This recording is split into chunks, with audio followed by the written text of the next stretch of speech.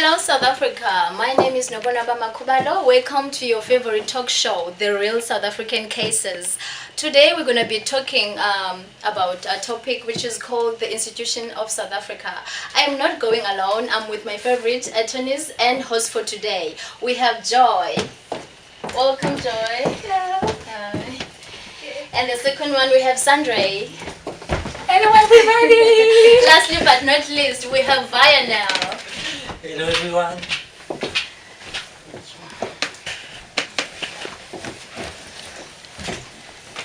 How are you guys? We all good. We're good. Yeah, what a wonderful day it is today. Just a bit hot outside. Yes, it is. So today's topic is the Constitution of the Republic of South Africa, right? So I will be specifically explaining in brief the Bill of Rights with reference to the case study that I'm going to be mentioning later on. So I'm going to be starting with you, Joy. What are you doing today? You're explaining brief the founding statements of the Act. So can you explain briefly for the audience what's happening? Okay, well, I'm doing the South African Constitution as she has mentioned. Well, it has been called the birth certificate of free and democratic South Africa, as well as its big supreme law of our country as South Africans. It provides the legal foundation of the existence of the Republic and sets out the rights and duties of the citizens of South Africa, as well as structure the government of South Africa. Not only that, we value a lot of things in our country as South Africans as well, such as the human dignity of the South Africans, as it is precious, as well as the achievement of equality, as we are all equal, whether we're in different races or whatever, we are still people who live in the same South African country. And yes, as well as well, our history and our constitution comes from our history, our past injuries, where we kind of experienced the apartheid, which took us down, especially some of the black people as well. But now, with this new constitution, we have actually raised and developed ourselves as South Africans and honor our history, as well as our justice and freedom that was actually provided by the people who fought for our freedom. Yeah, before going to you, Sandray, I'm just going to be explaining briefly the case study for today, like the main thing that we are going to be discussing today. So can I please just explain briefly the case study? It says, Mrs. Parker was married to Mr. Parker in accordance with Muslim rights. 1 year before his death, Mr. Parker married a second wife, Mrs. Mariam Parker, according to Muslim rights also, without his first wife's knowledge or consent. Mr. Parker passed away without leaving a will. His death certificate shows that he was never married. The first wife refused to regard the second wife as a spouse. That means that the second wife would not inherit anything from her husband. The second, Mrs. Parker now approaches the Constitutional Court as she believes that her right to equality to be violated. So, Sandray, coming to you, can you please name the 14 chapters and 7 schedules in brief, of course referring to the case study that I have mentioned right now? Action. Okay. South Africa has a story and constitution is a part of it. So in the first chapter, we have human rights that appear in the Republic of South Africa. And in the second one, we have Bill of Rights. That chapter contains human rights, which will be protected in South Africa. In the third one, we have operative government, deal with the relationship between organ and government. In the fourth, we define the structure of parliament, the legislative branch of national government. In the fifth, we define a structure of national executive and power of the president. The sixth one is establish the 9 provinces of South Africa and define the power and structure of the provincial government. The seventh one, local government, set out the framework for local government. And the eighth one is core and administration of justice. Establish the structure of the judicial system. The ninth is a state of institution supporting constitutional democracy, create a number of orders, commission and office to protect and to support democracy and human rights. The tenth is a public administration. It lists the value and principle for the administration of the civil service. 11. Security and service. Establish structure of civilian control of defense force, the police service, and the intelligence service. The 12th is traditional leaders. Recognize the status and authority of traditional leaders and customary level of subject to the constitution. The 13th, finance. Deal with public finance. It establish a national revenue fund from which money may be appropriated only an act of parliament. And the last one, deal with traditional and incidental provision. With the schedule, we refer the first schedule define the geographical area of the province by reference to maps. The second contain the text of the broad or solemn affirmation to be sworn by political office. The third one describes the procedure for the election of the president by National Assembly and the election of presiding offices, the legislative bodies. The fourth one lists the functional area over which Parliament and provincial legislature have concurrent competence to legislate. The fifth lists the functional area over which the provincial have been exclusive competence to legislate. Schedule 6 details the transitional arrangement by which institutions existing under the previous constitution. And the last one lists the laws repealed by the new constitution, this being the interim constitution and then the amendment made to it.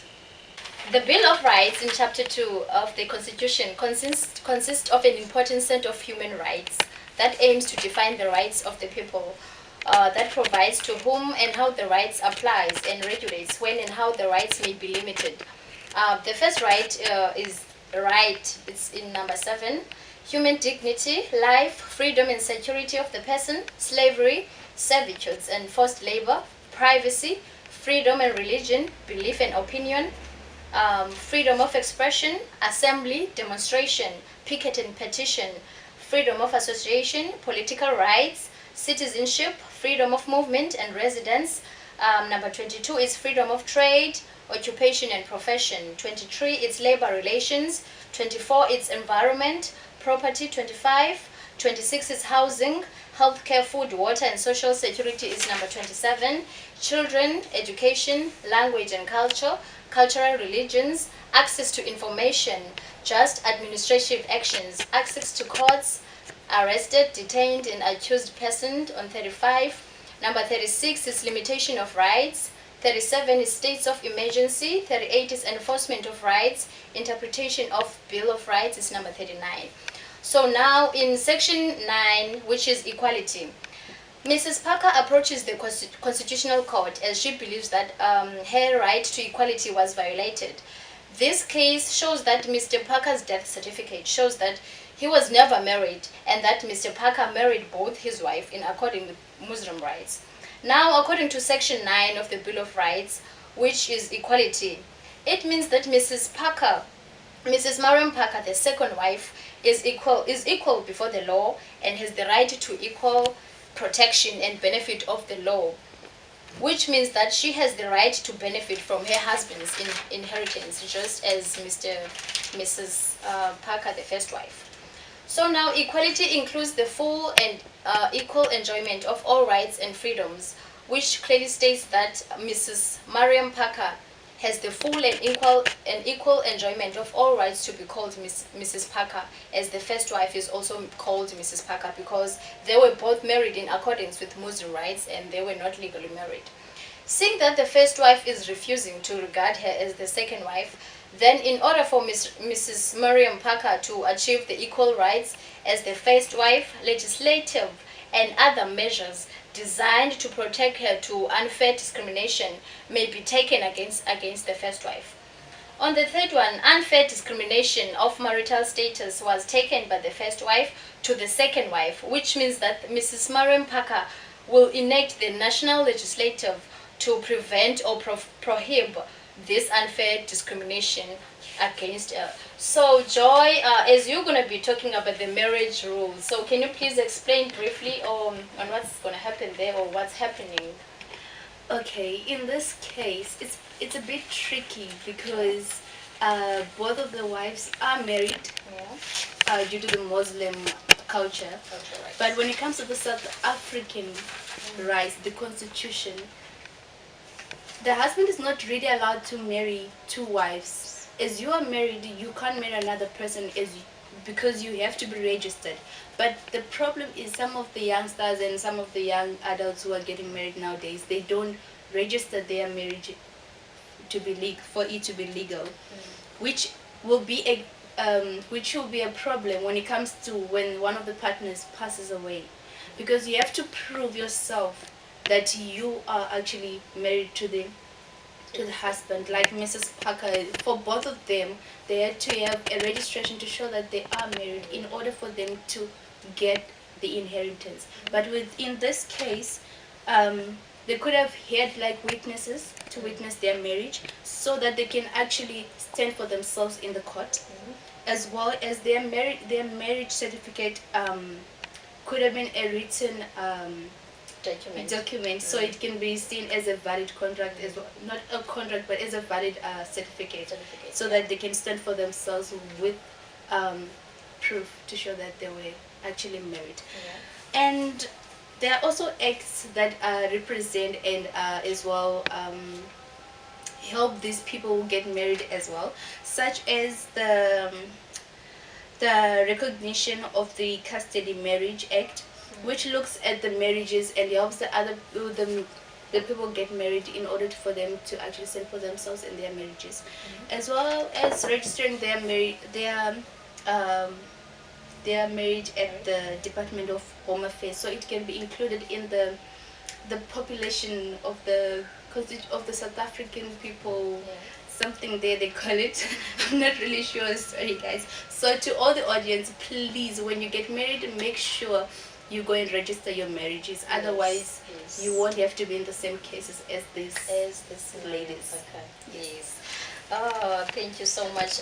Mr. Vianel, can you please explain the section number 36 of the Constitution of Rights? I'm going to share with you a brief explanation of the limitation of rights. The limitation of rights may be limited only in terms of law of general application, to the extent that limitation is reasonable and justifiable. In an open and democratic society based on human dignity, equality, and freedom, taking into account all relevant factors including the nature of the right, the importance of the purpose of the limitation, the nature of extent of the limitation, the relation between the limitation and its purpose, less restrictive means to achieve the purpose. Now I'm just gonna give you a little explanation about it. It means the law that involves the greatest number, not just a category of person. In this sense, that we all have the right to freedom of expression, equality, dignity, and freedom. That's it. Now, thank you so much. Now, audience, as you have heard us explaining the Constitution of the Republic of South Africa, so now, Joy, as we are going to be advising what the audiences of South Africa should be doing, like the equality, as I was explaining briefly about the equality of South Africa. You should know that everyone in South Africa is equal before the law. So whatever you're doing, whoever you are, wherever you may be, just know that equality is important to South Africa. So Joy, what can you advise the audiences? What I would say, like I said before, please register your marriages, and so that you won't fall in the same Yeah. page as they have. Yes, Mrs. Mariam. Yes. Sandre, what can you advise to the audience? To the audience, I will talk about the freedom of speech. Yeah. Like, people should not be limited to being able to write, or should not be should not be. They should be free, eh? Yes, they should be free. Yeah. They should talk. They should say what they think. What they think. They should not say, they should not worry about what they say, because it can be used against us. We are in the free society. Yes. It involves also the respect of each other. We have to respect the privacy of the others. That's why I want to aid with you. Yes. Okay, thank you very much, South Africa, for watching us. We hope that you take all our words of courage into account. And from us, it's a goodbye.